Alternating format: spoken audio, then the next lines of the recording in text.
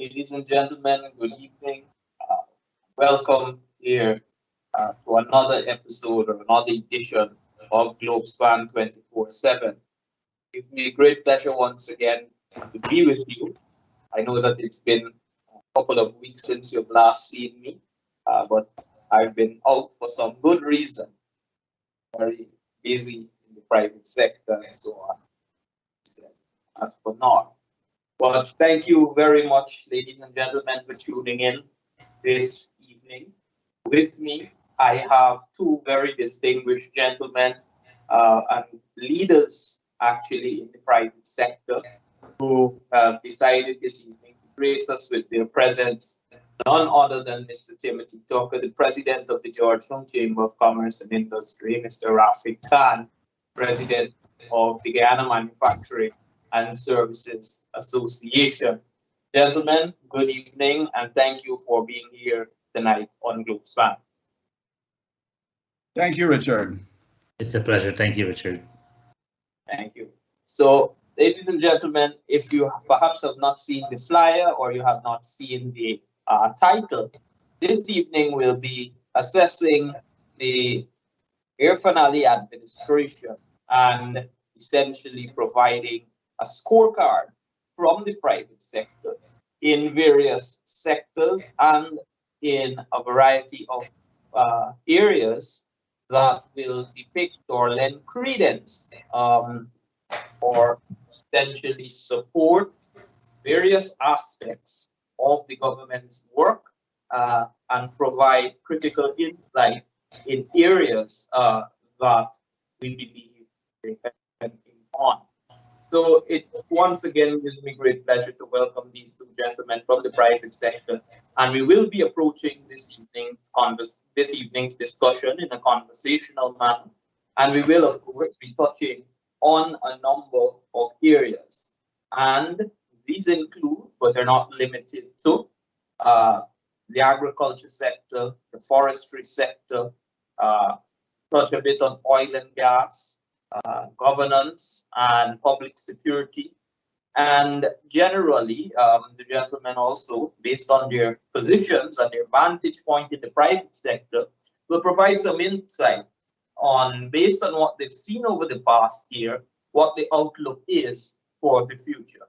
So certainly it gives me great pleasure once again to be able to host this program. I'm your host, Richard Rambaran, and I'll kick the discussion off this evening by asking a very frontal question firstly to Rafiq. And Rafiq, of course, you are personally involved in the forestry sector. And I want to ask, over the past 365 days, now 367 days, what have you seen from Dr. Air Finale's administration in the forestry sector?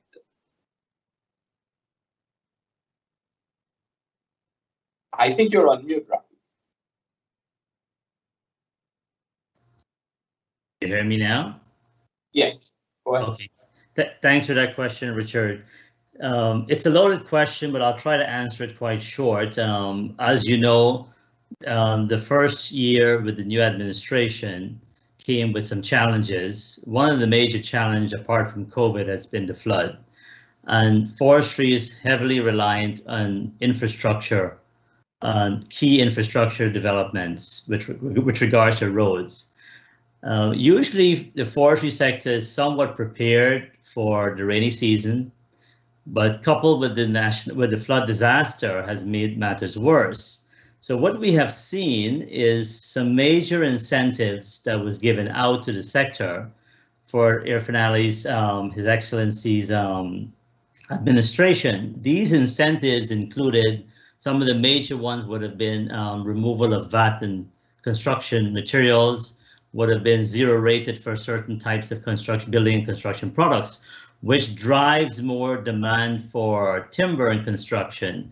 With regards for what's happening in COVID worldwide, COVID-19 has actually increased the demand for building and construction when it comes to wood material, timber material worldwide. So there's not a question in regards to the demand. The demand has actually doubled somewhat. The new administration has helped prepare us for this, but unfortunately, what I found is that companies were not ready, and I anticipate the readiness is going to be there next year. What we're seeing is that companies have been using the incentives, getting their capacity, building their capacity, getting their machinery, their VAT reduction, all of their incentives, putting in play and building capacity, anticipating not just local growth, but also regional and international growth and demand for our products. The challenges that we're facing with regards to the forestry sector presently, apart from the infrastructure challenges that is causing materials to flow slowly, would be the capacity building for workers. What we're finding is that we're not getting the skilled labor force that we have seen locally before. Competition is not just within our industry and other similar sectors, but we're finding that we're losing key employees, technical employees to the oil and gas sectors. These are things we anticipate, but I think one of the reasons why we're finding the struggle, apart from the slow production, would be lack of skills within the forestry sector. So I would say in general, while the industry is on decline comparing to previous year, I think we are about 3 to 5% decline comparing to previous years in exports and even domestic consumption. We are seeing the readiness of business. So I'm somewhat optimistic in that forestry sector. Thank you. Right. Thank you for that, Rafi. And if you were to perhaps highlight a couple of things on what more you think can be done, or what further support can be given, what would maybe say be your top 2 things that you recommend? Richard, I'm always trying to find solutions for short-term results and not just long-term. We need to have both short and long-term, or even medium-term.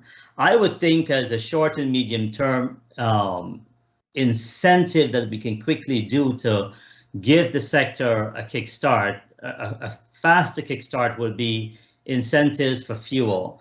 We need to have removal of fuel, VAT and fuel, for the forestry sector and other manufacturing sector. But speaking with regards to the forestry sector, it's been decades the forestry sector has been crying out for an incentive when it comes to fuel.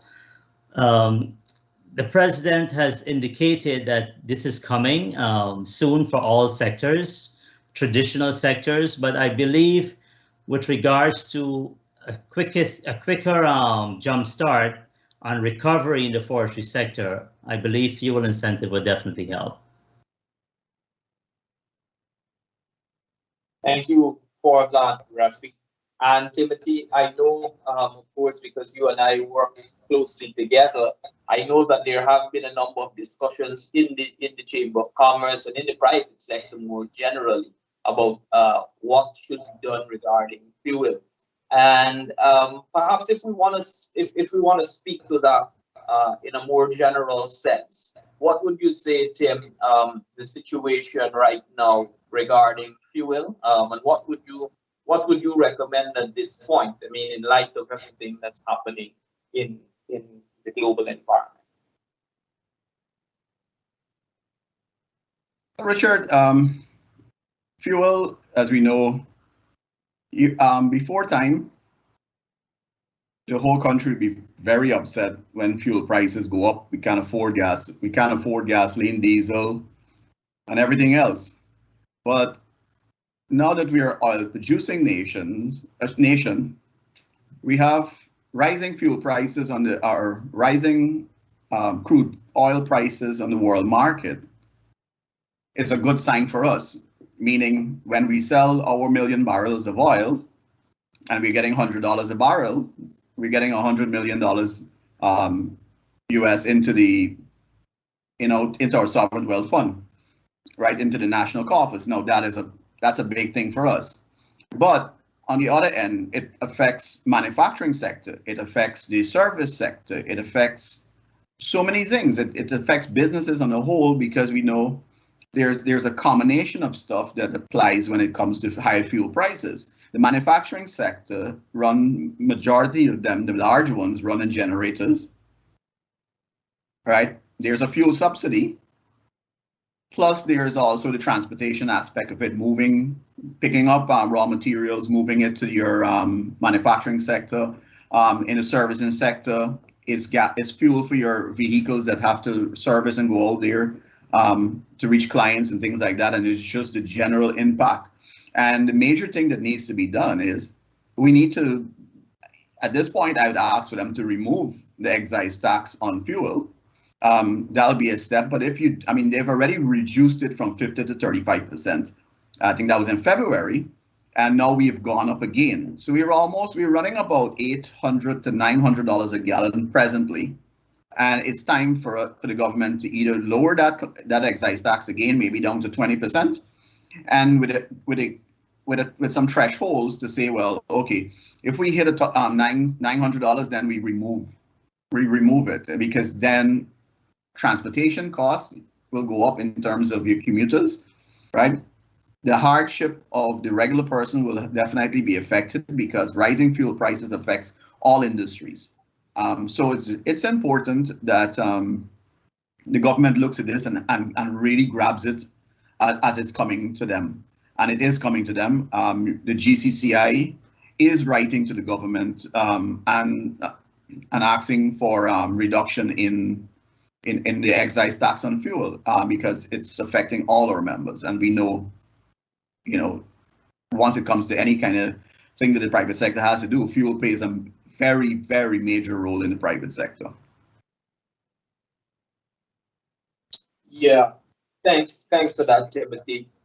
I of course have been looking at the number of models globally, and in particular for oil producing countries. And one of the things that seems to work is what you term in macroeconomics as an economic stabilizer, where for a country who both consumes as well as produces petroleum, that when the price reaches to a certain level, that the persons who are consuming the fuel in the country automatically obtain a rebate, because the country is obviously benefiting from high fuel prices. And so an automatic stabilizer within the Guyanese economy might be able to help to offset some of that volatility. And therefore, you don't have to wait until maybe, say, a removal or a policy decision, etc. But we can begin to almost have an automatic stabilizer to ensure that the Guyanese consumers, both from the business community as well as from the general citizenry, benefit from both sides of the coin, if you will. Now, Tim, I know a lot of talk also has been happening about the Dutch disease and concentration of the oil and gas sector and development, etc. Now, of course, it is common knowledge that one of the ways to mitigate is to drive other sectors forward, and in particular, sectors that are or may have a tendency to be labor intensive, as well as sectors that are easily tradable. And of course, agriculture falls into that. I know that we have had a massive flooding in the context of Guyana recently, and we've seen a slew of measures being announced by His Excellency the President to bring support to the community. What, Tim, is your assessment of the agriculture sector, and what are some of the key areas at this time that you think we need to focus on as a country? Well, definitely as a country for the agriculture sector. Now, we know that the agriculture sector has the potential to be which is a cliche, to be the breadbasket of the Caribbean. They're more and more leaning towards Guyana supplying that, especially with the thought that we can use our newfound fortunes in the oil and gas sector to not to subsidize the agriculture sector, but actually to invest into the development of the agriculture sector. So now we know that if we look at it as how we are adversely affected by our recent flooding, then the first place you would start is to try to eliminate future flooding so that you can stabilize your crops and you can be predictable. At least when the rainy season comes, you can be able to say, well, look, we have the pumps and the canals and the drainage infrastructure in place. We know that this is a cry year in, year out. Every time we hit the rainy season, we know from Pomeroon, they complain. We know Mahaica, Maikoni, Abari. We know Maibikuri, Blackbush, and all those areas are flood-prone areas.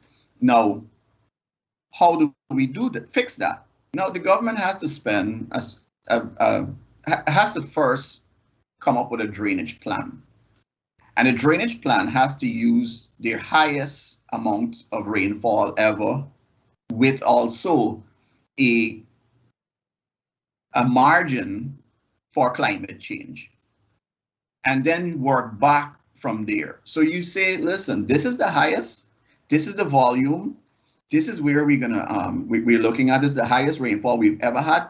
Take 10% on, add 10 or 20% onto that to cater for climate change, and then build the canals and putting the pumps that can drain these areas quickly in 24 hours. Now, you're saying, how do we do that?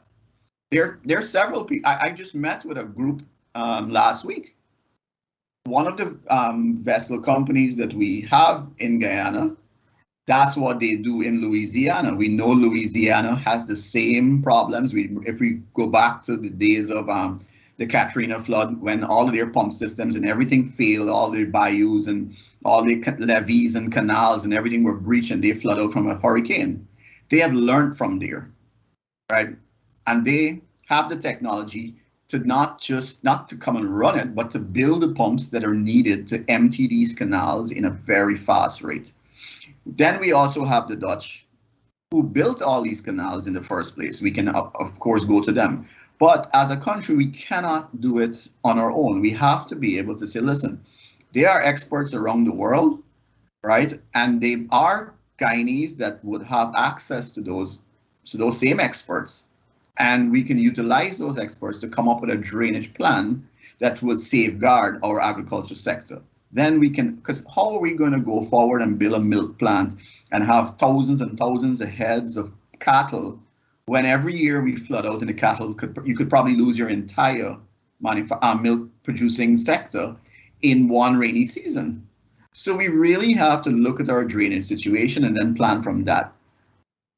So that's the first case in terms of where we have to go. Of course, we have to make more lands available, right? We have to, of course, if we look at the prospects of bringing gas to shore, then we can look at, of course, instead of just using that gas for electricity purposes alone, we can use it to create fertilizer to help the agriculture sector, because we know that it's about 42,000 tons of urea fertilizer is imported into Guyana annually.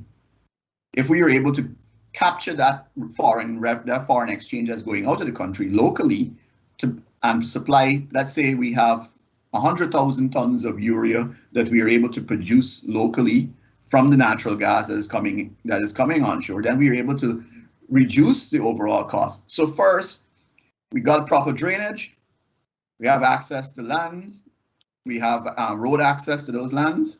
Then we are able to get reduce when the gas to shore comes on stream. You're able to put in an ammonia plant, create urea, reduce the fertilizer cost to the farmers. So that brings down your cost for production.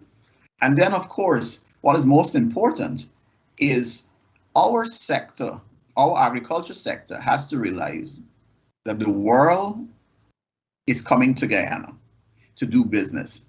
And the world does business at a different level. The level that the world does business is standards, traceability, accountability, reliability.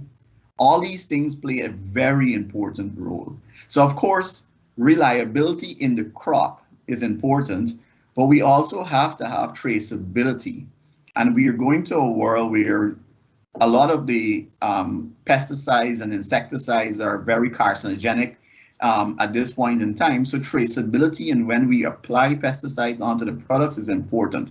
So traceability begins the process of standardization.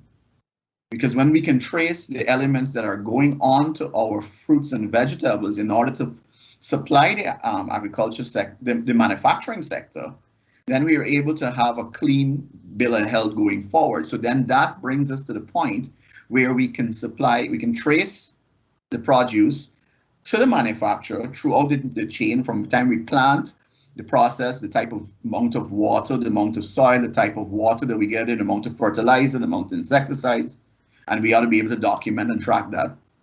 Then we're able to move that now to the manufacturing process, where the manufacturing process would actually help and have the traceability now to say, look, we have the standards, we have HACCP, GMP, we know the traceability of the products, and now we can supply the international market. The international market is no longer outside the shores of Guyana. The international market is in Guyana. So when you're going to the supermarket and you're trying to put a piece of produce or manufacturing a product to supply the local market, your local market is now the international market, because all the international players are here and they're here for your products. So the agriculture sector is now once you get to that standard, the $50 billion US food bill that the Caribbean has is now opportunities for the local farmer, agri-processor, exporter. And I hope, Richard, if I didn't, maybe I got lost track on, if I got sidetracked from your original question, I hope that kind of lays the ground for it. But it goes right up to the point of back to the gas to shore too, because of course, when you go to the gas to shore project, you'll be able to talk about the lower costs of electricity for the manufacturing sector. But of course, I'll let Rafi speak about that one. Yeah, I like how you already reflected that particular discussion there, Rafi. But Tim, you're right, and you touched on something that I wanted to talk about there. Now, Rafi, you are well placed at the GMSA to speak on this in particular.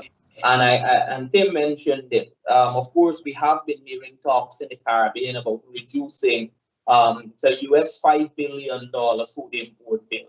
And Assistant Secretary General for Regional Integration and Economic Development, Joseph Cox, has made mention to something called 25 in 5, which is 25% reduction in that US $5 billion food bill in 5 years. Now, a lot of what will have to happen is to really benefit as a region from this is value added in the agricultural sector, which means combining agriculture and manufacturing. So essentially agro-processing. Rafiq, what do you think are two things? Firstly, one from the government, and then one looking inward to ourselves as private sector persons. What are two things that you think can be done in the short term to help to spur the agro-processing sector so that we can help to fit in or help to mitigate this $5 billion US food import in the Caribbean? Thanks, Richard. And Timothy mentioned quite a bit of things with regards to what we need to do short term, long term. I would like to probably give you more than two, but let me just say this. It starts from home, okay? Our made in Guyana food products, our agro products being produced locally in Guyana, we must see a greater demand for these products locally. What I'm finding is that we're not wanting or desiring our local products as much. You go into any supermarkets in Guyana and look at the shelf, you're going to see probably less than 5% of locally manufactured products are placed on our shelves. You're going to see possibly our locally manufactured products are on the bottom shelf or tucked away in the corner. What I'm trying to tell you here is we need to have a drive and a desirability for locally made products, which I must say there are many local products that are high quality, organic, great tasting, and so on. So the desirability for wanting something local is going to reduce our import demand. So that's one. It needs to start from home, and we've got to have a greater drive in awareness. We want to see our popular companies and businesses and organizations just showcasing our local products within their businesses and utilizing it more. Now, the second thing I would like to say is that most of our local products manufactured in Guyana, there's an import factor that goes into those products. And we need to actually look at what percentage of those products that are being manufactured, being imported to make, let's say, ice cream or make any beverage products that are manufactured locally. There is a vast amount of products imported that are going towards making that finished products in the manufacturing stage. We need to somehow identify those imports that are affecting that import bill and possibly help drive and encourage the production of those products locally. Timothy mentioned fertilizer, all right, that goes into the value chain in making those products. We need to have fertilizers manufactured locally and avoid the importation. It even starts from the seed. We're importing so much seed into the production of our products. Why can't we produce some of our seeds locally, right? So it's a wide question, broad question, but what I'm trying to tell you pretty much is it starts from home. We have to have a desire locally. We have to have a more promotion to use our local products. And then also we have to curb the imports with regards to the ingredients that goes into making some of our local products. Now, the import bill that you're seeing that is affecting our cost of our products now locally, that's another thing. We're seeing the rise in costs with regards to food products. We've got to address competitiveness. How do we become competitive as a country in making pepper sauce, in making ketchup, or whatever it might be? So you can encourage the local use of our products because of its health, its ingredients, its taste, and so on. But if it's not competitive, the consumers are not going to want it. So I'm kind of baffled to see products shipped from whether it's Thailand, United States, China, wherever it is around the world, paying the high cost of freight, which has actually almost tripled within the recent year, and still more competitive than our locally manufactured products. So we've got to get to the root of the problem and help our businesses be more competitive and help them address some of these issues, right? And it comes back to energy. It comes back to economies of scale. It comes back to building infrastructure to do more large-scale production. We're not going to be competitive if we don't address some of these issues. So while I want to promote the more and more use of local products, I want to say that we've got to be competitive because at the end of the day, the consumers, they have the choice and they're going to make the choice. They tend to buy what is most advertised widely and what appealed to them the most and the best price. All right.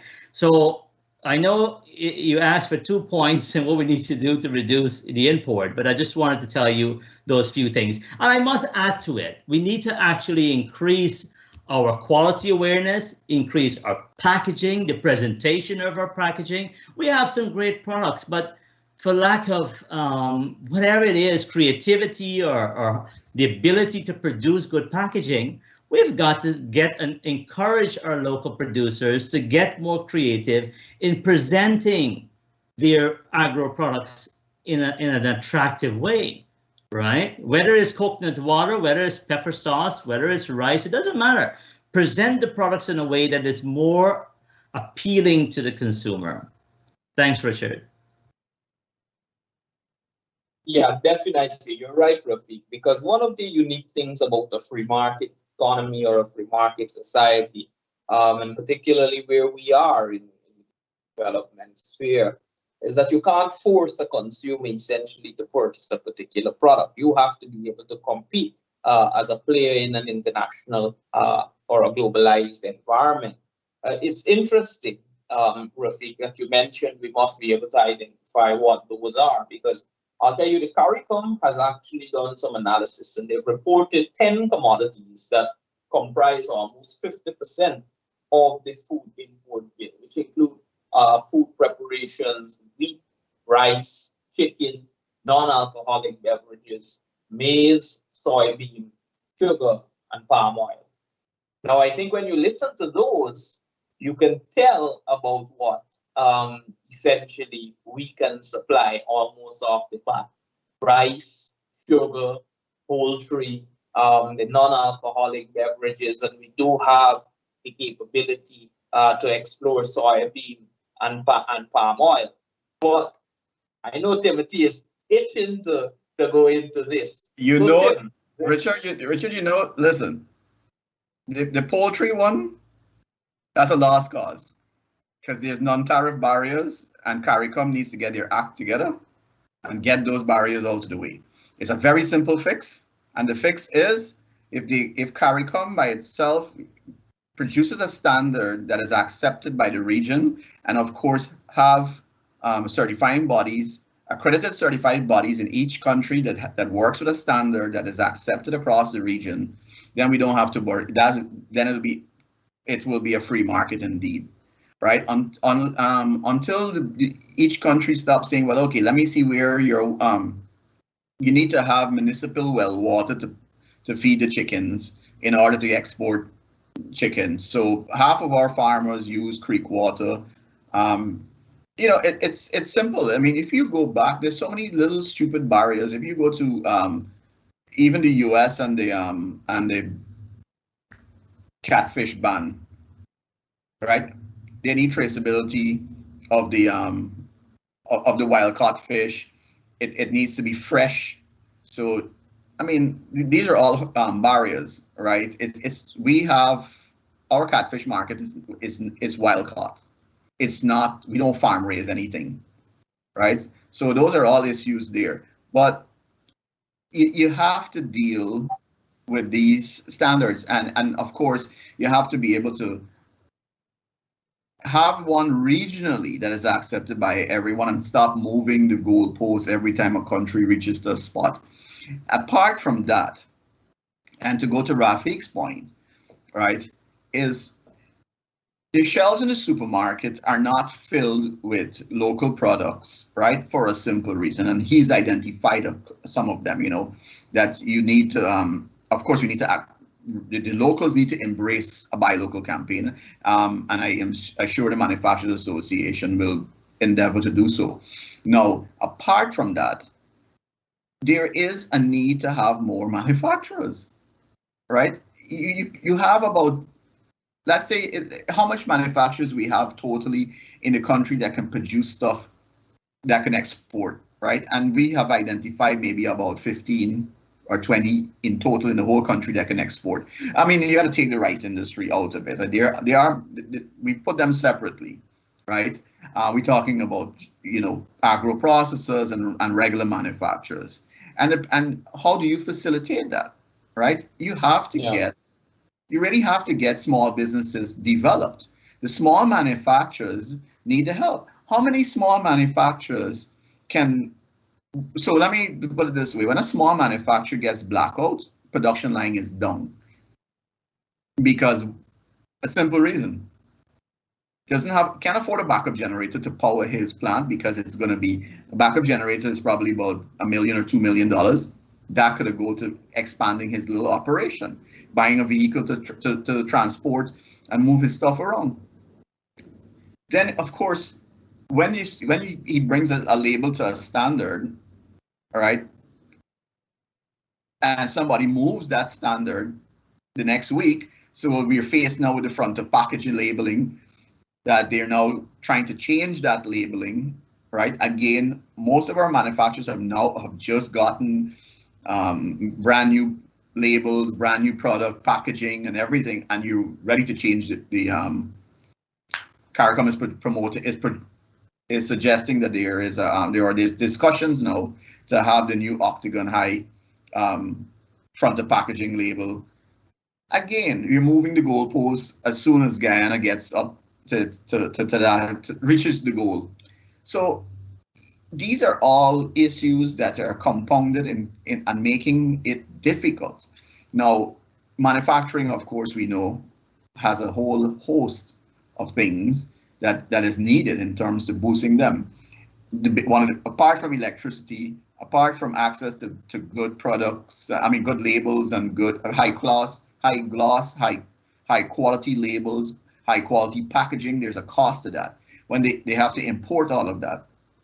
When they import the labels and the packaging material, some of it, I must say the government, and if you can say one thing they've done in this year is try to make it better and easier for manufacturers going forward, right? And I can give them that credit.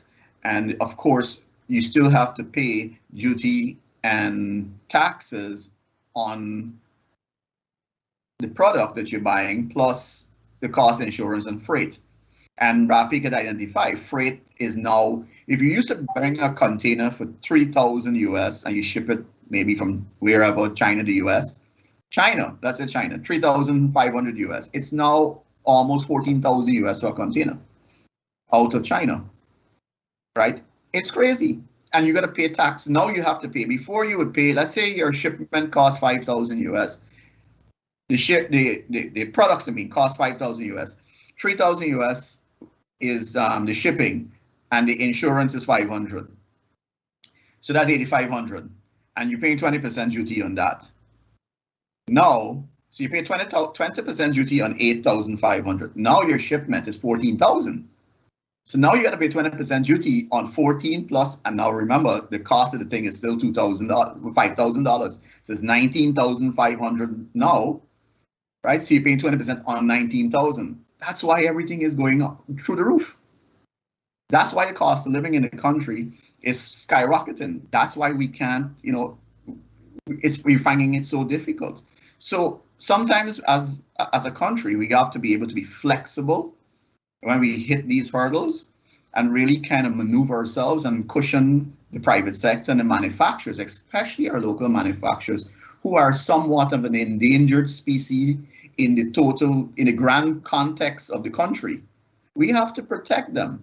And not enough is done to really protect. Every other country in the world protects. America went to a trade war with China to protect its local industry, right? We have to look at it of how do we protect our local industries. It's important. Right, and I do see a government that is willing to support the private sector. The government has shown their hand that they are private sector friendly. I have no apologies to make. I like a government that is private sector friendly. I'm in the private sector. I'm a lead in the private sector. So if I see taxes reducing, if I see concessions given to the local manufacturers, the local gold miners, all who contribute to the welfare, well-being, and the overall development of this country through what they do. They feed all of us, right? And I am supportive of that. So I'm not supportive of anybody that wants to strangle and stifle the local private sector, right? And whether it be local or foreign, right? And that's why you see me sometimes very hostile when it comes to CARICOM and things that affect the local private sector when trading overseas, because I don't like Guyanese to be bullied. Yeah.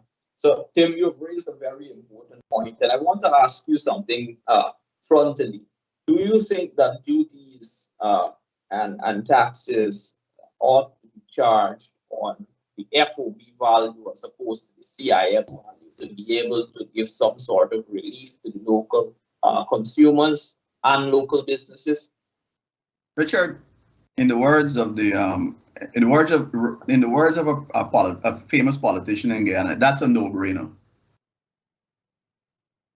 They have to do it, right? They have to reduce it. We're stifling ourselves now by we make enough. We got a lot of taxes. They cut a lot of taxes, but this is an additional burden. Everything this country imports far more than we produce locally.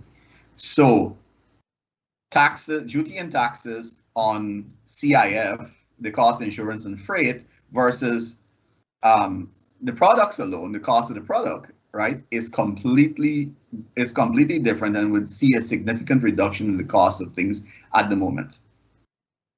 Right. Now, both of you gentlemen, let me just see, am I muted? No, I'm not. Both of you gentlemen this evening alluded to lower electricity costs.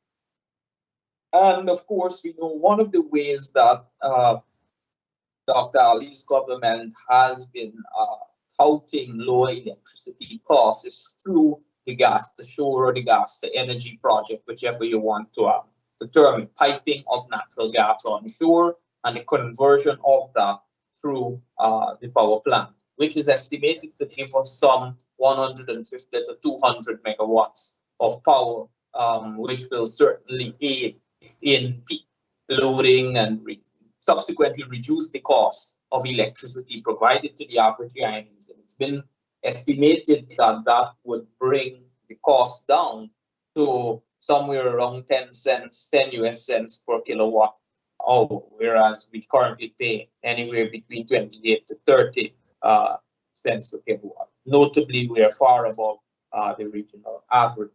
Now, I've seen in the public domain, gentlemen, some persons asking, and in particular some of the environmentalists, have asked, for example, when Exxon went to their environmental consultations, for them to justify the need for a gas to shore or a gas to energy project. Now, from the private sector, and maybe Rafiq first, what are your thoughts on this? Do you think that a quote-unquote justification is needed for a gas to energy project, or do you think, in the words of a local famous politician, that it is a no-brainer? What are your thoughts on this? Thanks, Richard, but I wanted you to pause on that question for a moment, because Timothy touched on something that kind of provoked me a bit with regards to protecting our local consumer. So if you can give me a moment just to add to something he said there, because the agro sector is so important, and in terms of what's happening in the imports, I would like to see, you know, the government has been cutting or adjusting its national budget with all of these tax cuts. I know it's going to impact the government in terms of what they have available. We've been receiving many, many benefits, but there are things that could be done immediately to protect our local consumers. I mean, Guyana is probably one of those few countries in the world that you could import almost anything with little ease. I mean, it's so easy to import products into Guyana. You try to import products into other parts of the world. My company, I ship internationally, and I know the challenges our customers have in importing goods from Guyana.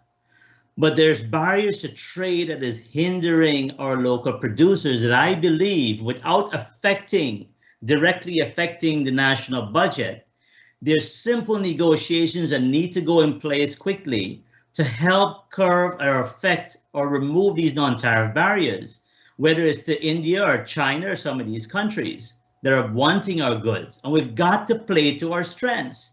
We have some niche markets, and nowhere in the world produces what Guyana could produce. Let's take green heart, for example. Guyana is the only country in the world you can go get green heart timber, and the world wants it. They cannot duplicate that wood anywhere else in the world. Whether it's Africa, Asia, South America, it doesn't matter. Why don't we drive a harder bargain? If you need our timber, you need to do X, Y, Z. You need to be removing your trade, your taxes into your country when you're buying your value added. Anyway, to go back to answering your question, to go to the question that you directly asked me with regards to the gas to shore, if I remember your question correctly, but nevertheless, to add to that, I would like to say that gas to shore is a no-brainer, is going to help Guyana. Definitely, without a doubt. but it's not going to help us with regards to our primary production or producing products. We have to realize that Guyana's main export has been dependent on primary products. You have primary, you have secondary, and you have tertiary. Those are the three categories. We're strong with regards to primary, whether it's bauxite, timber, gold, rice, all right? And then we're strong with where we're growing much at the fastest pace when it comes to the tertiary service end of the sector, okay? We're very, very weak when it comes to the secondary. Like Timothy said, you have maybe less than 20 companies that are producing agro products at a large scale. What I'm trying to tell you here is realizing that we are a nation that produces a lot of primary products, okay? The gas to shore is going to eventually help our secondary manufacturing for light and heavy manufacturing.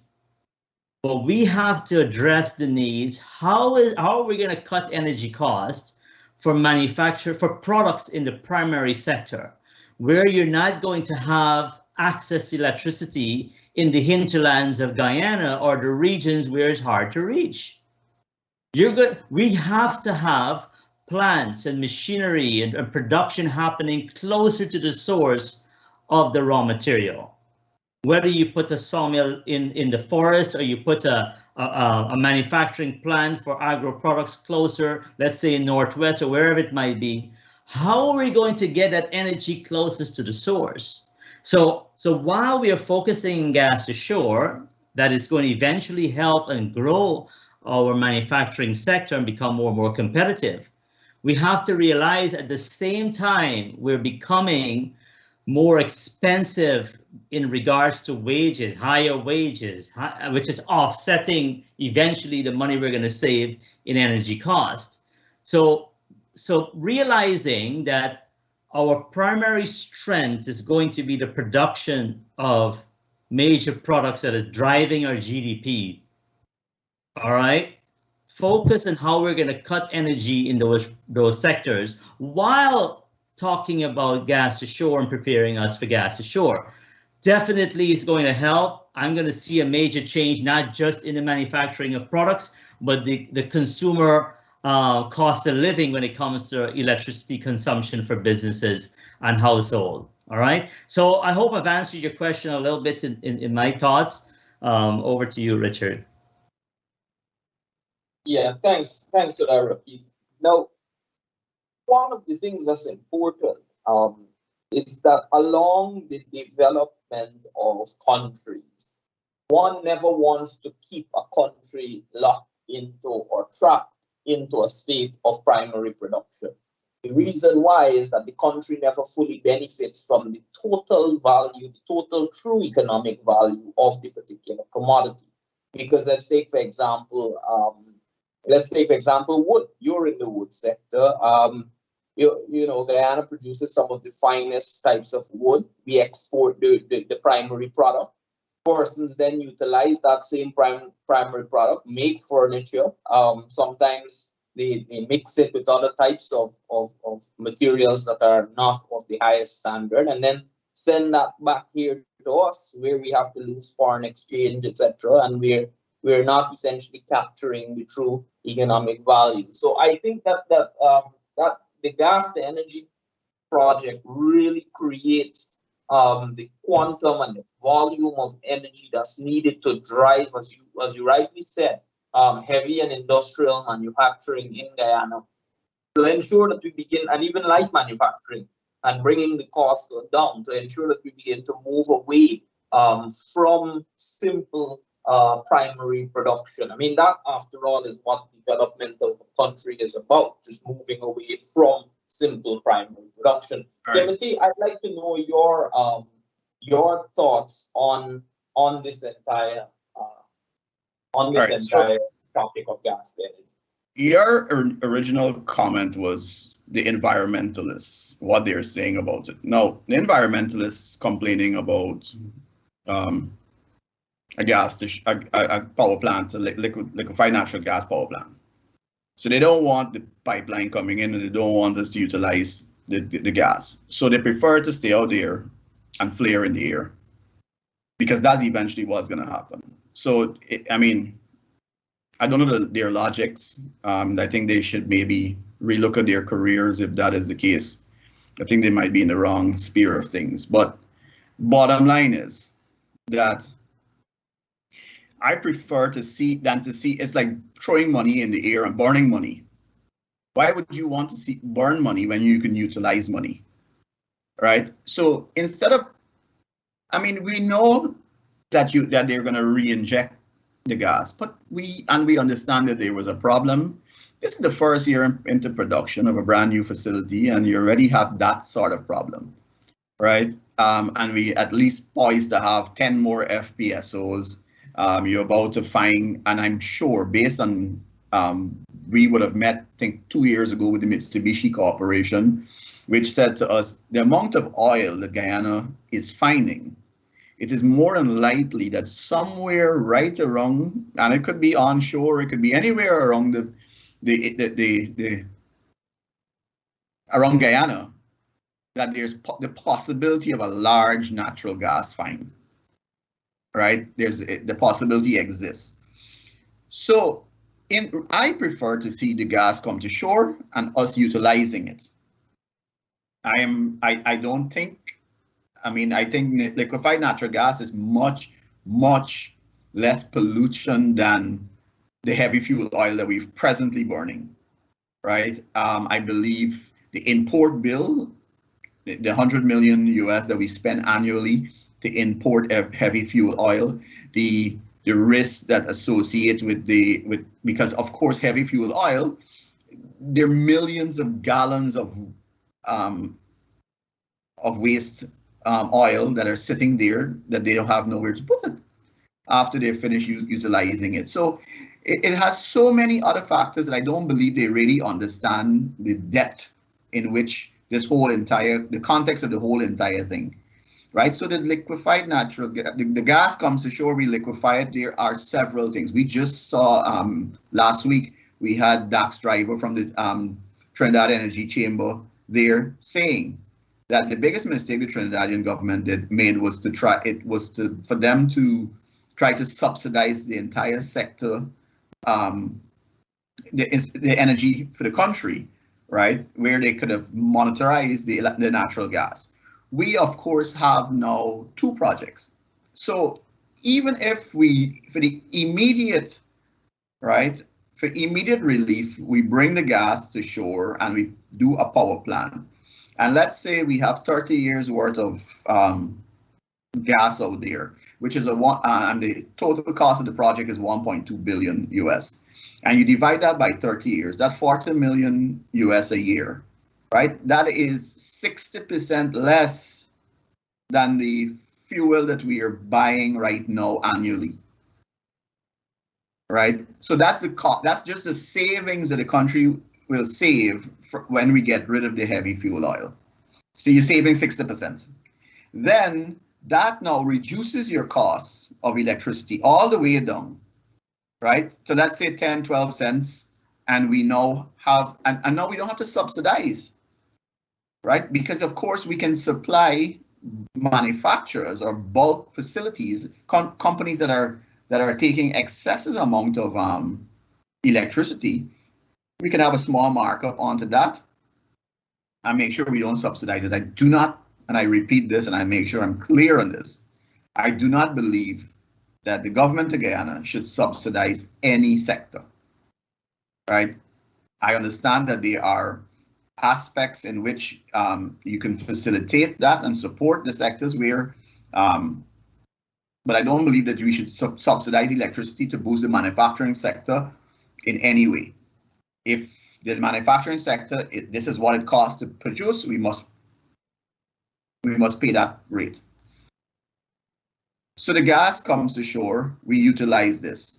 30 years from now, the world is moving away from gas. Yeah, but the world has to eat. Natural gas is coming to shore, it's onshore, and we have it there, right? And we do away with our power plant after so many years. I mean, we're saving 60%. I'm sure that we're able to clean that up in a very short space of time.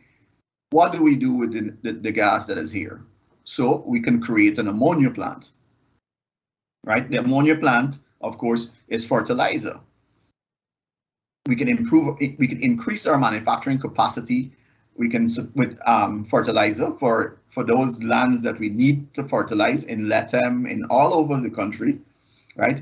Those environmentalists, we have to realize that Guyana, as we speak, utilizes about between 5 and 7% of its total land mass, right? So there's lots of land that is untouched. We live along the coast, right, which is prone to flood. We're not industrializing the entire, cleaning down the Amazon or anything like that. All we're doing is giving people a reason to stay in this land, because everybody has a dream that one day we'd wake up and not have blackout, right? One day we'd wake up and not have to put a stabilizer on our fridge or have to replace our water pump every 6 months because of fluctuating and unreliable electricity. It is one of the, I think it's one of the sustainable goals. You must have electricity, come on. So if we are here and we have to get this, and you're gonna have, what we need is a multitude of things. We don't need to rely on one source of power. So I'm supportive as well as the hydro project, any hydro project. I think they're going to roll out about 3 hydro projects, right? They're also going to roll out several solar projects, and there's also the wind farm that is on the table. So this is an energy mix. This is not one development. And if you drive up Houston and take a look, when you reach the Houston Bridge and you jump and you look to your right and you see Guyana Shore Base in the night. Have you ever seen how bright that place is? You have any idea how much power is pulled from that facility? And we are poised to have 10 more FPSOs. I mean, well, 9. Sorry, my correction. 9 more FPSOs are possible. So the possibility of 10. You will need multiple shore bases to supply that entire industry. The shore bases that have been, all the shore bases that have been so far proposed are all along the coast, all along lands that have been cleared and worked and planted and done all sorts of things over the year. Abandoned, replanted, cleared again, abandoned, because we know if you look over the river, and you can see we had rice, we had sugarcane, we had so many things on these lands over the years. If you look in the Pomeroon, I mean, I think there was if you look at the back of there's an Amy's Pomeroon coffee, there's a little history there on that coffee that tells you that Guyana was one of the first countries in the world that produced coffee, that exported coffee, right? So it tells you that the land used to plant coffee, right? And I know I'm going on a tangent here, but the fact is that we have to embrace development. We don't need to have deforestation, but we are using lands that are potentially flood zones. And people are complaining about the utilization of swamplands, flood-prone areas. These are people that are investing billions of dollars in flood-prone areas, right? And they're also helping with sea defense. So you have a combination of things, and we have to embrace development, right? The people that sit down all day, every day, and complain about environmental issues don't even set foot in the damn environment. In the same interior that never passed Linden, right? I mean, they are so much comfort. I mean, we conserve so much in this country. We get carbon credits. We get paid for how good we manage our green economy, and not the color green. I mean the actual green economy. But it is there, and it is always there that we shouldn't embrace development. We must just leave things as the way it is. That's why 85% of our university graduates are leaving the country because you want things to remain the same. You have to change. We have to change. We have to embrace change. And we have to say, listen, it's time that we build a country that our kids want to live in. Not one that our kids aspire to go to countries that have natural gas plants, nuclear power plants, hydro plants, wind farms, solar farms, everything, every possible energy mix, all the countries we and our children go to, right, have those energy mix, and we enjoy the fact that we can drive down a road and turn off our lights and get electricity. We can have air conditions. We can have all these things facilitated to us in those countries. Why not? Why isn't it time that Guyanese enjoy these things? And if we're going to get these things through cheap electricity, then so may it be. So as far as I'm concerned, the naysayers know where they have to go. Yeah, I think one of the things that's interesting about that, Tim, is that when one speaks about the environment in a development sense, you always speak with the goal in mind, the Sustainable Development Goal and the Paris Agreement and the Paris Accord of places being net zero carbon by 2050. Guyana is already net zero carbon, right? And I think that we're even carbon negative, where we're actually contributing more to the environment than harming the environment. But of course, I think Rafiq wanted to say something, and then Rafiq, after we can go to a break, and we'll come back to touch on a few more items, and then give an outlook and begin to wrap up the program. I just wanted to comment here. I don't want private sector to be viewed as anti-environmentals or those type of things, right? As you know, I'm the head of the management committee, for environment at the private sector level. We have to have a balance, and in everything we do, we need to be understanding. In order to have growth, you have to do certain things that will impact the environment to some point or the other. So having that balance is very, very important. We are conscious of the environment in anything we do. Guyana, like Tim said, our forest is actually virtually untapped. We're cutting less than 1% of our forests. Our country is not overly developed and so on. So we need to embrace the gas ashore. I know there's going to be some environmental impact, but in the net scheme of things, we need to be conscious. At the same time, I want to respect the hard work of the environmentalists and those who are concerned for our environment.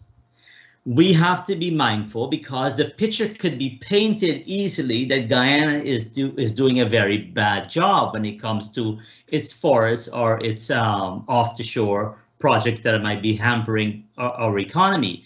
So just be mindful that EPA has to do its job. And I think one of the disadvantages we've had in Guyana is that monitoring anything that happens offshore, off the shores of Guyana, is going to be challenging, and with regard to compliance and so on. Now, our local businesses, our local companies in our traditional sectors must not face the consequences, the negative consequences that can come with regards to what will happen with the offset of carbon.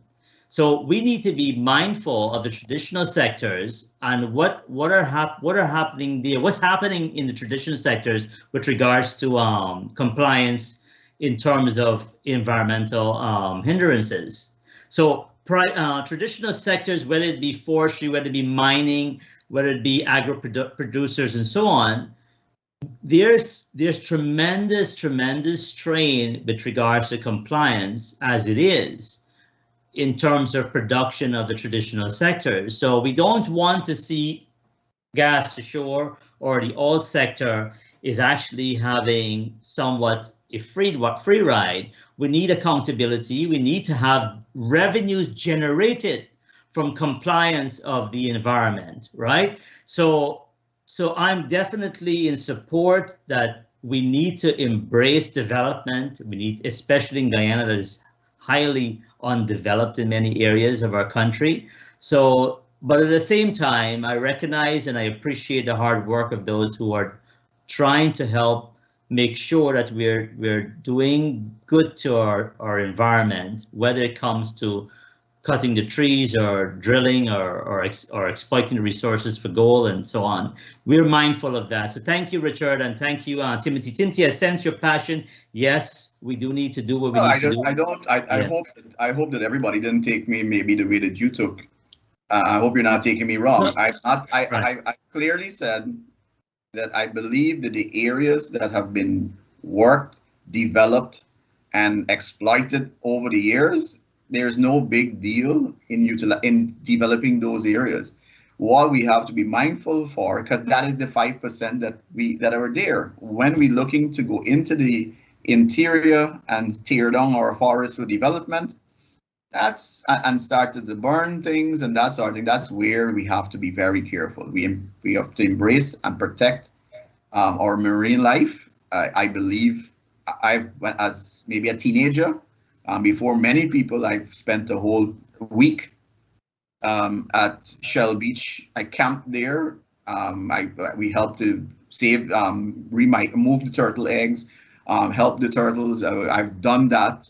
I've spent a week on Shell Beach there, doing that, working with that group up there. I've also very mindful of the mangroves and the mangrove conservation, of course, in Region 1. Those are areas that we protect. Those are natural habitats that have not been touched. Pristine. Those need to be protected at all costs. Any company, business that damages the environment should be fined and should be dealt with. I am fully in support of that, right? But the areas that needs to be developed is where we are, where the people are living, right? And that's where the development must happen.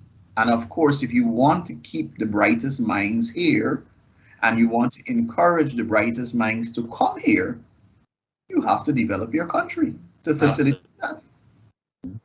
Yes. Yeah, I think the point overall can be summarized as saying that nothing and no development happens in a country without some cost attached to it.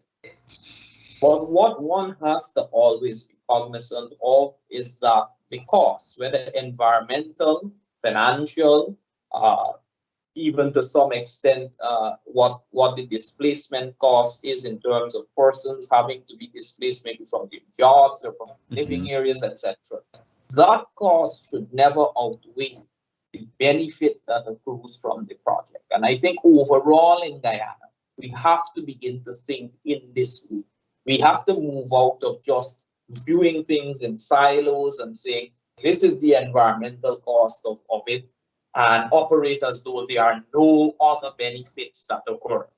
We have to move out of saying, oh, this is the financial cost. It's $6 or $7 billion in subsidy a year, less than 1% of your national budget to subsidize, maybe say, Gaisuku, to keep some people employed for a period of time, or to keep an industry going that can earn foreign exchange.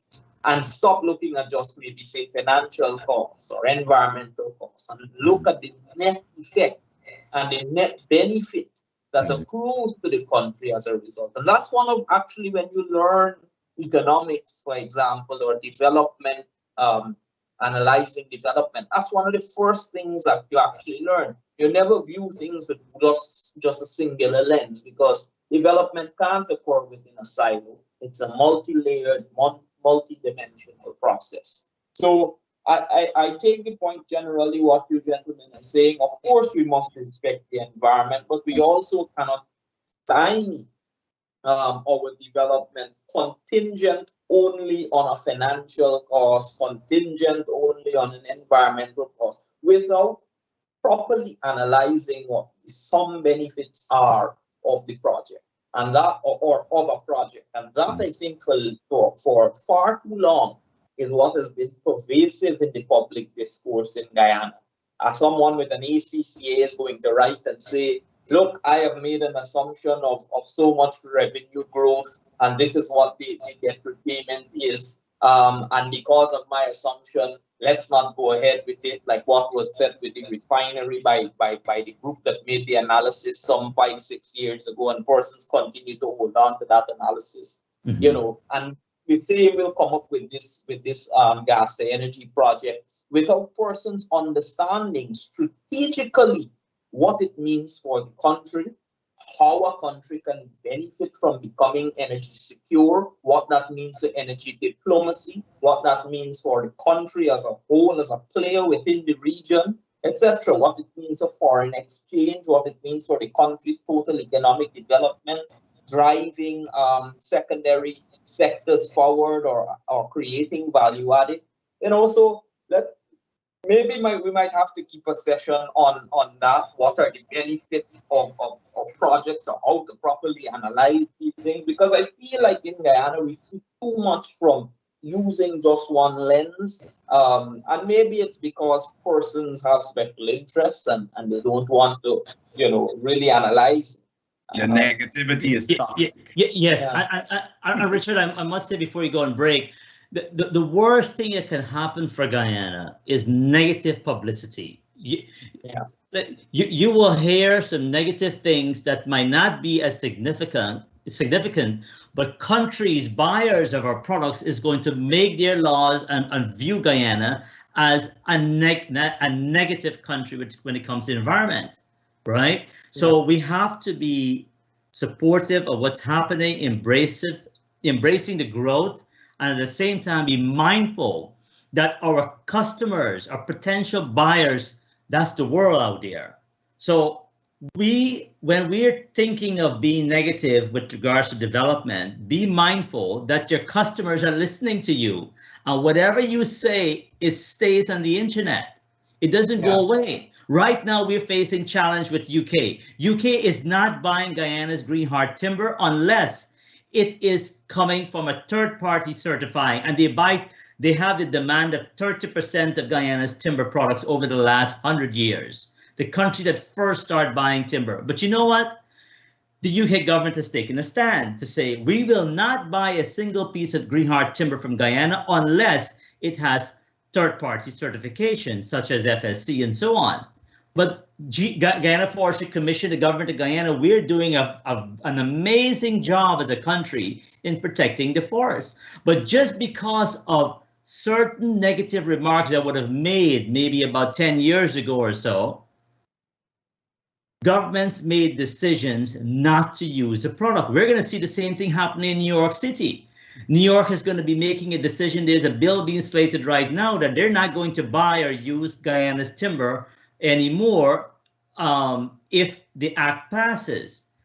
Green heart was used to build the Brooklyn Bridge, the Coney Island Boardwalk. What I'm trying to say here is that if we give the world the wrong impression because of a few articles or a few messages that goes out there, all of us will suffer as a result of it. So I appreciate everyone's position in this, and thank you for those who are willing to keep working hard to protect our turtles, protect our trees, protect our environment. Thank you very much. Thank you, Rafi. All right, Devin, I think that you can take us away to the break that is perhaps about half hour overdue. Waiting in line to buy your food, losing time, gas, and patience? Then let All From One Suppliers send your meals directly to your home. Order your curry, chicken curry, or duck, or even goat, plus your dowpari and bus-up-shut from allfromonesupplier.com. We ship your meals directly to your home so you can enjoy it upon arrival. Or you can freeze it and take it out whenever you're ready to eat. No more waiting in lines and no more losing time. Treat yourself with a tasty curry and roti. You could also get all your solos, ices, pear jacks, coconut water, and much more from allfromonesupplier.com. It's free shipping on all your curry, duck curry, chicken, goat, sodas, and all West Indian items. Log on to allfromonesupplier.com today or call 718-551-3292. Remember, it's free shipping across the U.S. Thank you, thank you, thank you to all of our Travelspan and Amros Travels customers and staff. We are still operating after COVID shutdown thanks to all of your support. Our staff has made the best efforts during COVID to speak with the airlines on your behalf. They stayed on hold for hours sometimes with the airlines to rebook your reservations. We are happy to serve. Our offices are operating at 10809 Liberty Avenue, Richmond Hill, New York, and our Val Park office and GT offices are open as well. Travelspan survived these 27 years with our customers, staff support, and God. In our 27 years, we are grateful to be here with you in the community. So call us today in New York at 718-845-0437. In Trinidad, call 645-1604. And in Georgetown, call 227-1701. And Rose Hall, call 337-4287. Dave West Indian Products is the only distributor of 100% authentic West Indian products. Dave West Indian supplies fish, vegetables, curry, spices, sodas, and coconut water, plus ghees and much more straight from Guyana and the Caribbean. For all your shopping needs, visit Dave's Guyana Fish and Grocery Market. Dave West Indian products are also available in West Indian stores, Key Food, and allforonesupplier.com. Dave West Indian has a full line of the most desirable products to fit all your needs. So visit Dave Guyana Fish and Grocery Market on 118th Street on Liberty Avenue, or in Maryland at 7505 New Hampshire Ave, or any West Indian stores or allfromonesupplier.com. Dave West Indian, your 100% authentic West Indian product. Globespan 24/7 continues.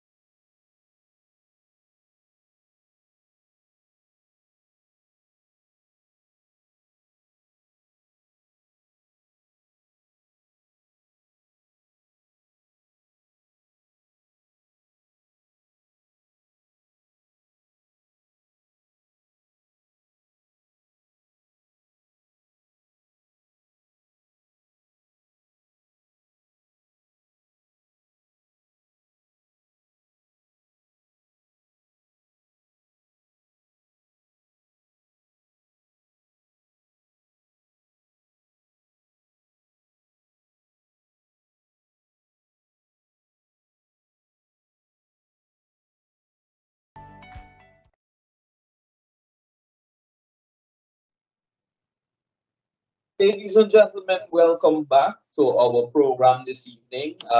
If you're now joining us, I'm here, Richard Rambaran, chatting with the President of the Georgetown Chamber of Commerce and Industry, Timothy Tucker, and the President of the Guyana Manufacturing and Services Association, Rafi Khan. We have had a riveting discussion thus far, touching on all sectors related to Guyana, well, not all sectors, a number of sectors related to Guyana, and giving an analysis of what has been happening in them, and essentially a conversation on what has been going on. Of course, we touched before the end of that first session there on the gas to energy project. Now, a little bit about oil and gas is what I want to touch on before we go into a little short, brief session on governance and security, and then giving an outlook for the future and wrapping up by providing an overall score for the first year in government. So what I want to really touch on with oil and gas is on the point of local content. Now, I know that that has been a topic on the front burner for quite some time. I think at this point in time in Guyana, we are without local content policy or without local content legislation. And I just wanna ask. Of course, it has been promised by the current administration that we will see local content policy as well as legislation, and it has been said in strong language that we will. And of course, we have seen the government encouraging foreign investors to ensure that they partner, etc., on multiple forums So maybe I can start off with Rafiq. Rafiq, what are your thoughts on the current state of the oil and gas sector, particularly as it relates to the private sector, without the local content policy or legislation in place? Do you think it's something that we should be moving rapidly towards, or do you think we are doing well without it? What are your thoughts overall? Richard, first I would like to say I'm no expert at oil and gas. Okay, I represent the Guyana Manufacturing Services Association. A few of our members are in that sector in terms of the service end, but I would say we're moving at a pace that is somewhat fair. I know there've been some disadvantage with regards to the deal. What I would like our viewers to get from what I'm about to say is that we need to play to our strengths. Our businesses need to play to their strengths. And if we don't up our game and get ready for oil and gas and what it brings to the country, we're going to lose out on some opportunities. And I'm already seeing that happening. So complaining about not getting the opportunity at local content is one thing, but what are we doing to embrace that? What are we doing to actually promote our businesses more? Now, our president has been promoting the idea that we need to have more consortiums. We need to have more joint ventures, right? We've been trying to help local companies get access to capital. But local content is going to be a hindrance for our local businesses because while they have the desire to do certain things and provide and utilize the opportunities that is at hand for the oil and gas, our local businesses don't have the capacity. They don't have the financial means. They don't have the know-about and so on. So what I would like to suggest or see more happening is that we embrace our small businesses. We help them. We're going to have to somehow walk with them, be patient with them, and help them build some capacity. It's one thing to say you got to get ready, you got to hurry up or you'll miss the bus.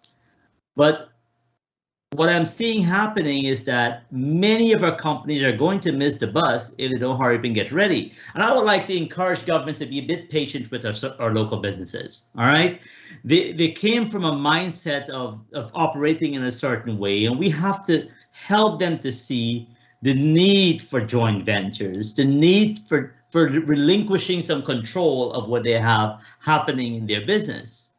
And at the same time, realize that every single thing you see happening in Guyana, housing, increase in development for infrastructure, if it doesn't even have to do with direct oil and gas, there's an indirect benefit that everything you're seeing is as a result of oil and gas.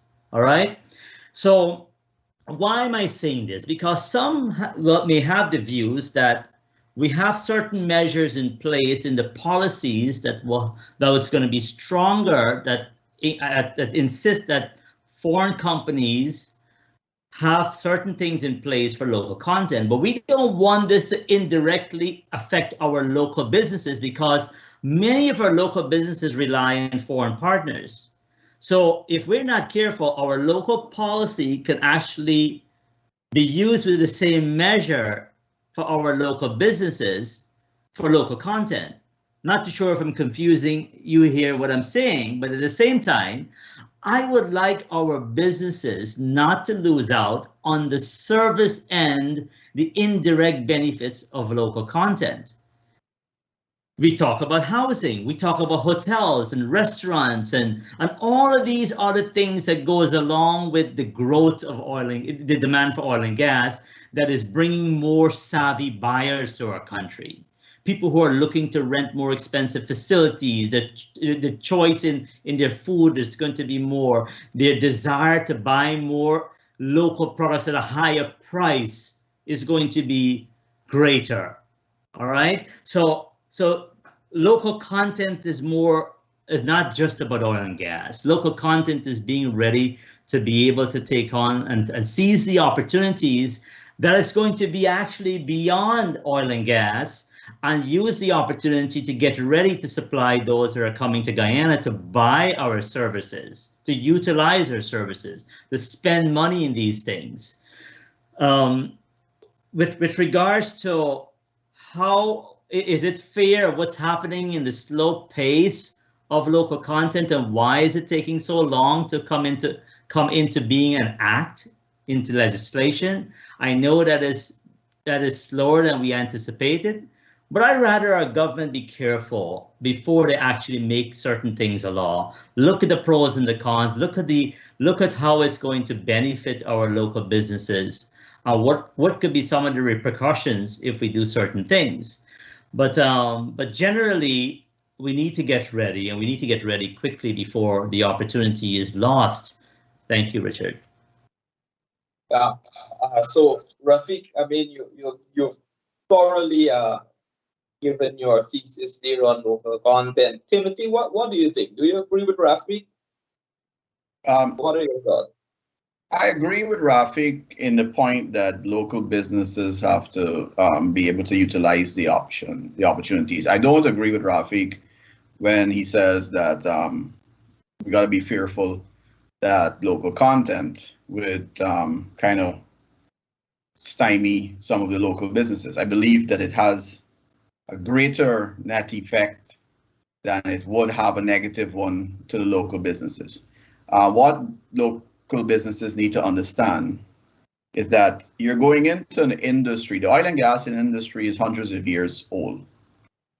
You do not and you cannot possibly know what to do in that industry, right? Some companies have been able to pull themselves up to scratch very quickly. They've done their research. They've managed to hire the right people. They can afford that, and they're able to pull themselves into ISO certifications, various ISO certifications, get themselves certified and be able to compete in the industry. Some of the rest have done the smarter thing. They found international partners, right, or regional or international partners, and they have partnered with them, and they've gone from 0 to 100 in signing a JV.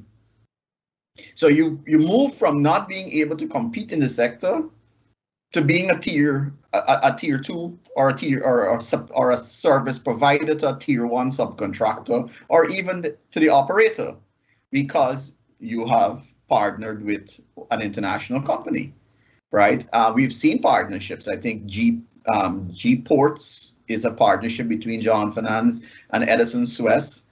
They have Halliburton there. We have seen Guyana Oil and Gas Support Services, which is our past president, Nicholas Daegu, would have partnered with a Trinidadian and able to form that company, a small company, and he's been able to do a number of things successfully. And that is how it's done. Now, we have seen those things being done, and then we have seen those same people being bypassed for others. We've seen people in the transportation sector. You know, Cyril's taxi service, who has a great fleet, great service, has put together. All the drivers are very, trained and everything, and they've supplied a great service to the sector. And then we've seen companies coming in from outside of Guyana. Now they're coming to provide transportation services. They're coming into this country to compete with our locals on transportation services, one of the few things that we can easily do. That is where local content needs to come in. Local content needs to ring fence certain industries. You need to place targets on the rest of industries. You're right to the point where we need to understand what are our capabilities. So, the problem is that we were never proactive. We've never taken local content serious over the last 6 years. It has always been a scream of the GCCI, right? And everybody kinds of appease, oh, we'll do it.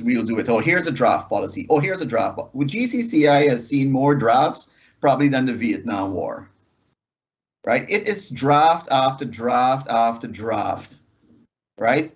I am fed up of reading drafts with no substance. It's time we go past that, get the policy in place. Then let us work on it. Let us get it moving. Legislation can come down the road, but at this point, we are so far down the road, 6 years down the road, that now we have people in logistics locally that are at the international standard that can do logistics anywhere in the world. So you don't need now 40% local capacity in logistics. You need 80% because you got Guyanese that can do the logistics and deal with it already. You got some local logistic companies that got 6 years experience in the oil and gas industry. So we are at a point now where you need to get this thing moving. You need to get this thing going. We have recruitment companies, local recruitment companies that are recruiting for Suriname, for Trinidad, and all over for Peru, for the Gulf of Mexico. They're competing outside of Guyana already. That's how far the local content policy is behind us, and the private sector is moving forward. Now, the thing is that we have, of course, now the more and more discoveries is like flies. They're just invading. And if we don't protect the local private sector, right, then we'll die from the diseases that flies come, and we'll be left on a barren piece of land that all the flies have come and taken away. It's like it's like you have a cup of water, and the cup is Guyana, the water is the oil, and you take a straw and you put it inside, and it doesn't touch the rim of the cup. So there's no benefit there. It's just sucking it completely out without any touching the size of it. So that is where you're really at a point now where you need this thing to be put in place so that you can really drive home and develop local capacity, bring it up. It also needs, and quickly, and then you have, so those companies that come in have a model where they come in, partner, share and develop local capacity, local technology, right? So you build local capacity. We also as a country, and I think the government as a government needs to look at the local private sector and say, you analyze and look at the gaps, where the money really is. The government holds all the information. If they do the audit of the 5 years before, or the 5 years in which Exxon took to find oil, and then the 6 years between then and now, they know exactly where all the spending took place, where all the money went. So what they did, where all the money went from when they had to do when they were drilling and exploring, right, up to when they found oil, what all the money went in the developmental developmental exploration, development, and production. The government has all the revenue. They can look at it, analyze it, share it with the local private sector, and says, listen, this is where the money is. They're spending $100 million US annually on hotels, right? Develop your hotel industry. They're spending $100 million US annually on airlines. Local businessmen invest in the airline. They're spending $50 million on trucking. Local industry, this is the kind of money you look annually. And you're able to tell us, listen, develop your skills because there's enough. Not everybody running for transportation services, and it's only $10 million in transportation service, and all the locals plus the foreigners and everybody doing one thing. You're able now to use that to really develop your local content. So you have to use it.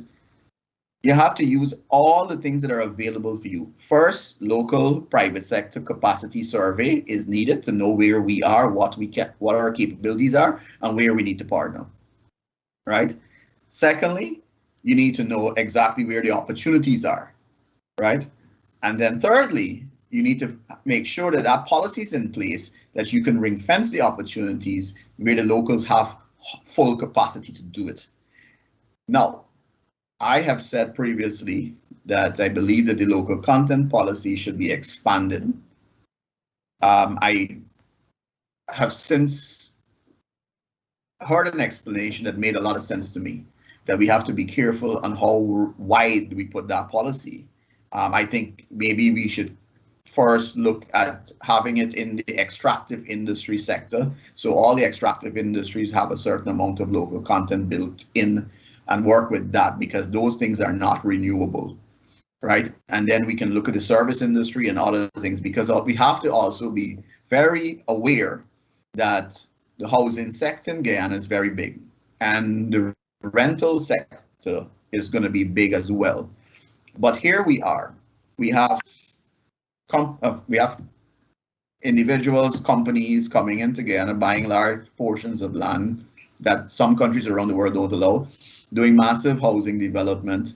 They're, you know, and they're now competing with the locals in terms of rental of property, which is something very simple that the locals can do. So there you have it again, right? Where everything that is easy, the low-hanging fruits, right? The fruit is, instead of the companies that have the technical capacity to reach the top of the tree to pick those fruits, the locals that don't have the capacity to reach, they're busy cutting all the fruit to the bottoms and at the top and at the middle and everywhere. They're really shaking that tree to get the maximum amount of fruits from that tree. And that's where we are. And the locals are standing back and watching, right? Because we just don't have the capacity to even buy a ladder, because the cost of borrowing, the access to finance, everything that you can deal with in terms of how we get into that industry. Because when we get into that industry, there's a tortoise, I think it's a 60 or 90 day, depending on which tier of the contractors you're working with. You can be out for up to 90 days. Take 90 days now at 16%, right? So you got 1.something% interest. So you're looking at basically, call it 3.75% interest over 90 days, right? That's sometimes in the oil and gas industry is your that's your profit, right? So you got to, or that if you got a 5% profit, then the interest rate you're paying back for 90 days is that. Then of course, there's a whole host of things when it comes to how you can capitalize, how you can have the access to finance. How we can spend a whole day on access to finance and how that banking sector is a mess. But I think that the baseline, bottom line, and if we're gonna look at the topic of tonight's program, is if we're going to look at the government's response, they right out the gate. They burst through the gate right away with some good initiatives. The permitting for the oil and gas sector, the single window for the oil and gas. I mean, a lot of the permitting, the single windows, the people who were waiting for development in the river, on the Demerara River, and various developments in Houston Estate and around the country, were able to get the green light. The government was able to do things quickly to facilitate the development of the oil and gas sector. They have done a great job, and I can look at about 7 or 8 things, right, that they have done extremely well with to support the oil and gas sector. But then there are about 3 things that they have not done.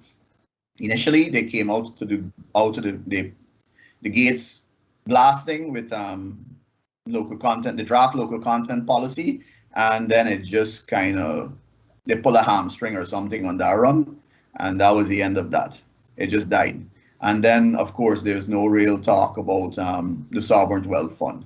It needs to be, I believe that is something that needs to be able to really capture the will and the heart of everyone. It must benefit everyone. It must have inclusivity. It must have parliamentary oversight. It must be something that is guarded and protected, because that is something that money there can't be replaced, because the oil in the ground is gone.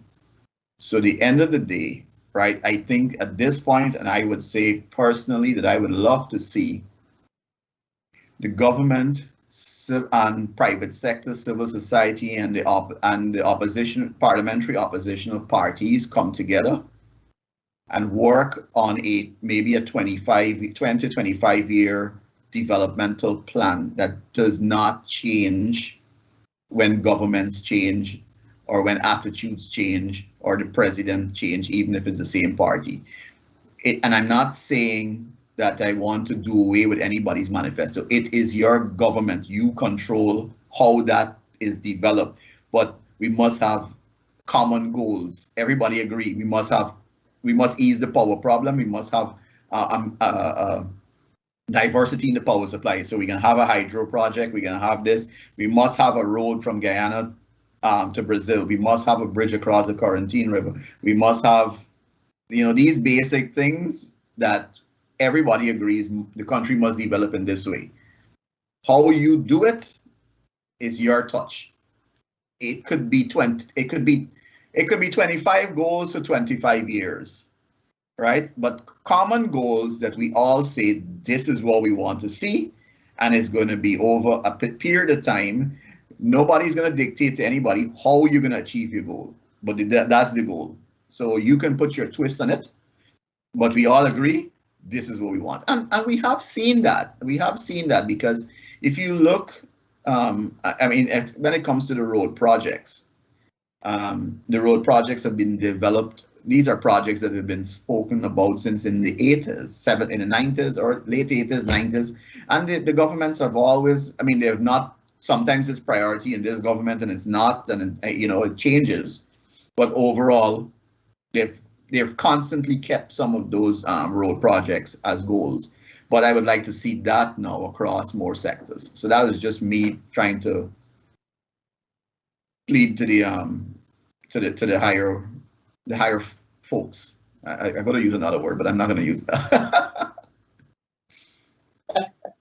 Yeah, you know, there is something, Timothy, you're right. And when one looks at many of these South Asian countries, what we call the Asian tigers, that's really how a lot of them developed, the South Koreas and the Taiwans and so on. They really locked in a long-term development plan and agreed politically on a number of projects which would be beneficial for the nation. Because when you think about what political back and forth does to the country, think about where we are with a mile or where we are with energy in this country. Had we agreed amongst ourselves as a country that we need cheaper energy, we are going to explore A, B, C as options and move forward with it. Today in 2021, I would not have to be holding my breath hosting this program because I'm going to get blackout. All right. Well, Timothy and Rafik, y'all are not hearing that right now. But you know, we would not have to be holding our breaths, worrying about if we would get blackout on this program, and Devin having to call me and ask me if I can light a candle and host the program. But really, that's something that we have to move towards. And Kim, all of the things that you made allusion to, it's covered in. I remember when studying growth and resource economics, there was something called the Hartwick rule that applied to countries that were resource rich, where they refer to the amount of investment that was to be made directly from the rent or the revenue from oil and gas, the oil and gas sector, for example, into specific capital projects that have a long life.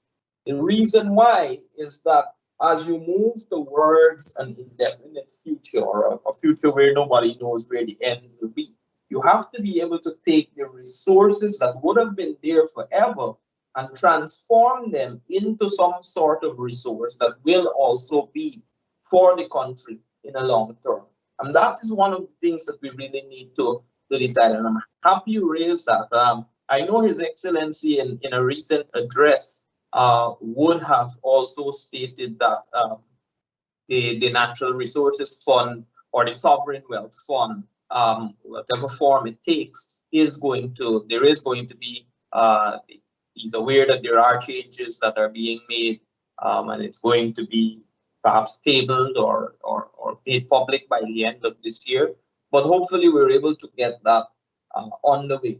So, gentlemen, of course, we've had quite a lengthy discussion here this evening. I've been prompted that we need to end, but of course the conversation continues and the efforts never stop.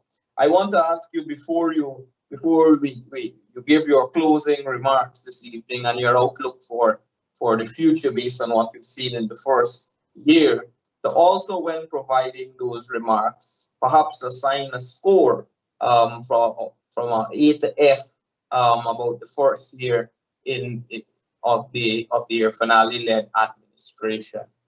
So maybe Rafik, we can start with you with your outlook for the next year and what your score would be on that scorecard.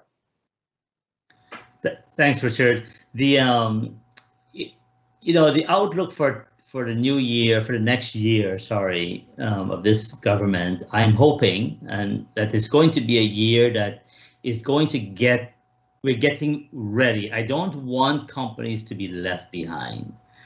And I anticipate the outlook for the new year is going to hopefully bring more challenges to our local businesses, our local companies, every single one of them, to get ready. And what I'm seeing here is that wages are going to increase.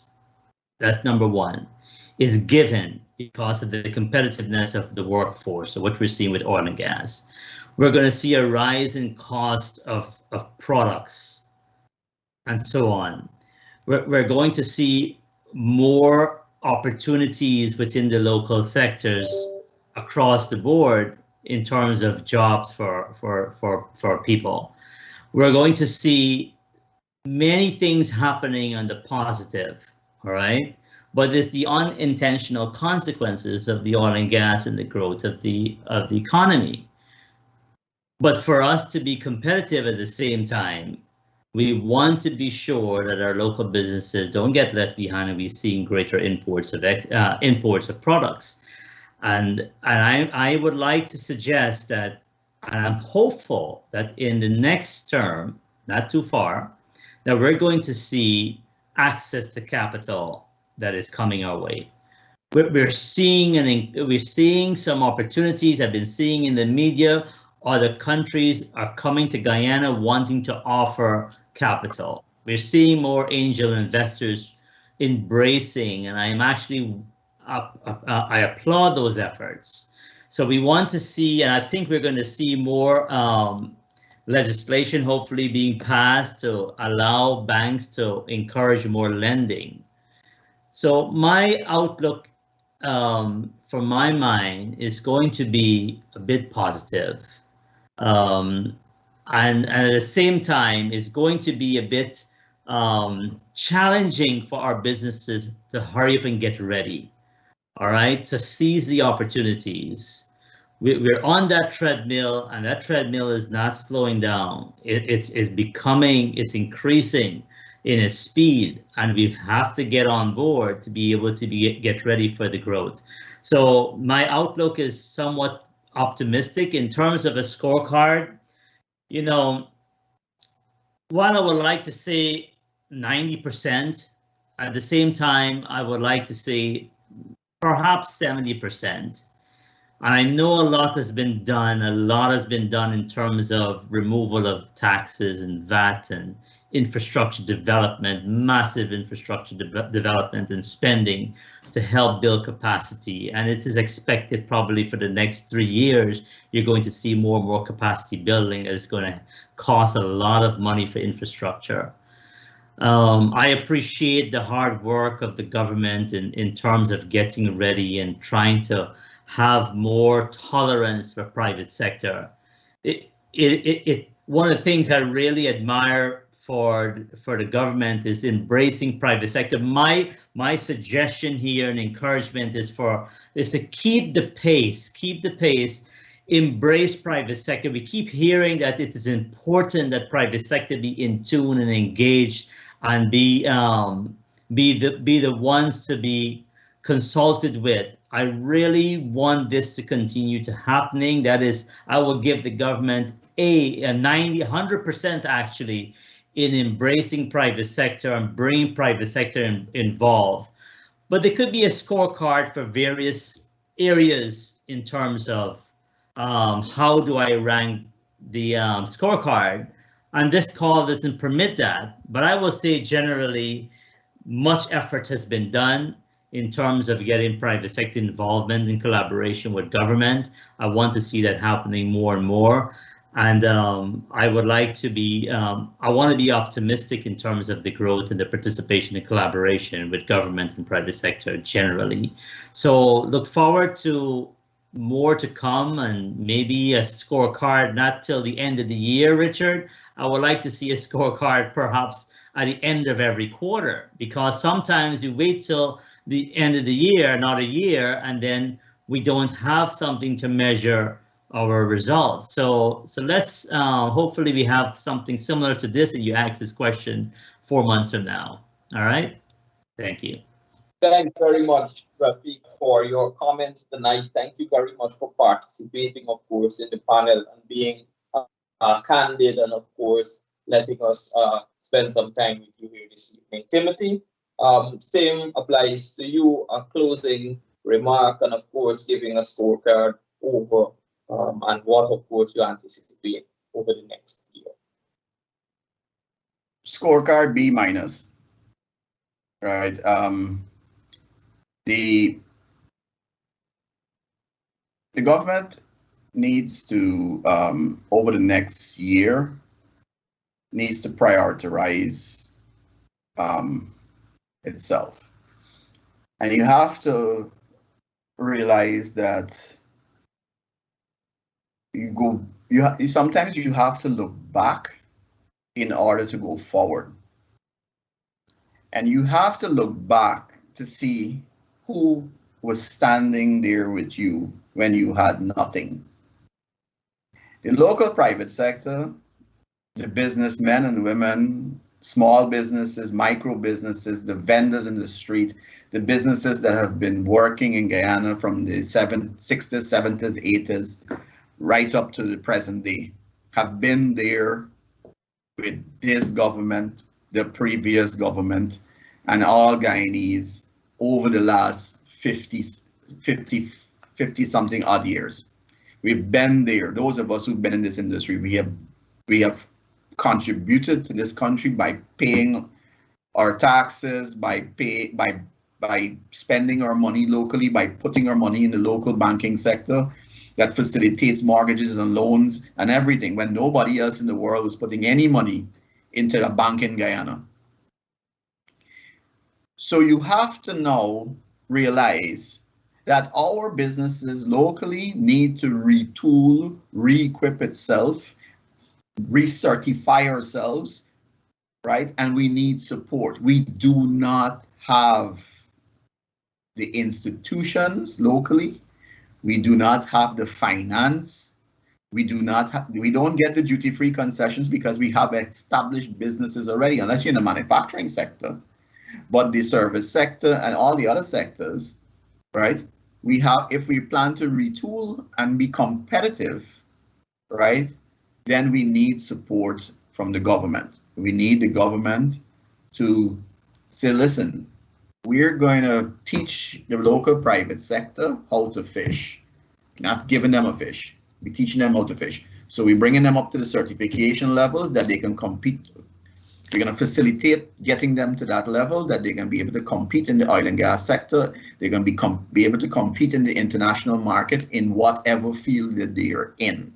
We're going to certify them, their businesses, right? Whether it's ISO, whether it's API certification, whether it's welding and fabrication certifications, whatever it is, HSSE certification, defensive driving, we're going to have a skilled local private sector. We are going to invest money in small and medium-sized businesses so that the micro man can become small, the small man can become medium, and the medium guy can become large. And our large businesses will become international or regional conglomerates.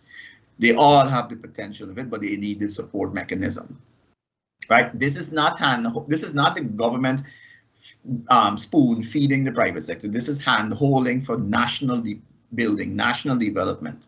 The government cannot, I noticed the president, and I applaud him for giving the public sector increases, but if the private sector starts to take all the public sector employees and certain segments of the public sector is privatized or moved away from that heavy dependent, or the government has to spend so much money every year in the national coffers in order to keep the job rates intact, right? You can now spend some of that money into the small and medium-sized businesses and grow them, that they will take those sugar workers, they will take those main city council workers that otherwise are there, you know, being subsidized by either City Hall, because the mayor has said City Hall is way too much employees there. Gaisuko, we understand the ripple effect of laid off sugar workers, and I'm supportive of putting food in people's mouth. I'm supportive of, you know, the employees in Linden that were laid off in the bauxite industry. Those are all people that need those businesses up there. Just how you had the LEAP program, it needs to have a national developmental program for businesses that can really focus in. I don't expect the president to sit down and try to build a small business, but I'm saying he can put a developmental agency in place that knows how to do so. The president has, there's no doubt that he has the country at heart and the will of the people at heart, and he's going to develop this country. I think time will tell the role that Irfan Ali would have played in this country, and I believe that I believe that it will prove that he is a very good president and will be a very good president. I think he naturally has the country at heart, and I believe that if he takes that now, what he has in his heart, and manifests it into this into building, there's that massive gap between rich and poor. There's a thin middle class, and that bringing that small business and medium business up is what will give you that chunk of middle class there that the country needs to really be the engine of growth, all sectors, everything working in full tandem with each other. So thank you very much. I had to cut myself short here because I realized I might have gone on. I'm sorry, but sometimes you just get a little carried away with some of these things. But all in all, I believe that Guyana is no two ways about it. We have a bright future ahead. It's us. It's up to us. It's up to the local businesses to tighten our belt, get up, and realize that we want to do this or not. Richard, I would like to just echo what Tim is saying, because our small businesses, our SMEs, we're not seeing those businesses growing at the pace we need them to grow, right? So there's a too thin of a middle class, there's too great of a higher class, but the lower class, we need to see those companies, those sectors, those organizations growing, and they're getting a bit left behind, and I'm afraid that it's going to get worse. So we need to get them on board, and you know, Timothy and I both, we're sharing so many things in common, and I like the idea of the disagreeing and agreeing in certain things, because this is what helps to bring some balance. And having an 80% or 75% is however you rate it, an A or B or a C, but generally we're talking between a B to a C grade in a nutshell for the government. If we were to see the small companies growing at a higher pace and their needs being met, I think you're going to see a quick turnaround with regards to that scorecard next year, and that's what I want to see. I want to see some of the things that Timothy talked about changing within the next year, and hopefully, Timothy, you're going to move it up from a minus B to a plus B. All right, but thank you again, gentlemen. It's been a pleasure. We can go on and on. It's been wonderful interacting with you all. It's the same here. Timothy and Rafik, thank you, gentlemen, both very much. And I look forward to us continuing our conversations, of course, on Globespan, but not only on Globespan, but more generally also. I'd like to thank you also for continuing to lead your organizations. Those roles are almost full-time roles, even though they are volunteer roles. So continue to keep up this stellar work. And I look forward also to seeing you back on Globespan in the near future. Ladies and gentlemen, we're out of time. We actually have been out of time for some time now. And I look forward to hosting the other edition of this program, which you will be duly informed about. Thank you so much for tuning in this evening. And unfortunately, we're out of time, and I look forward to seeing you all in the near future.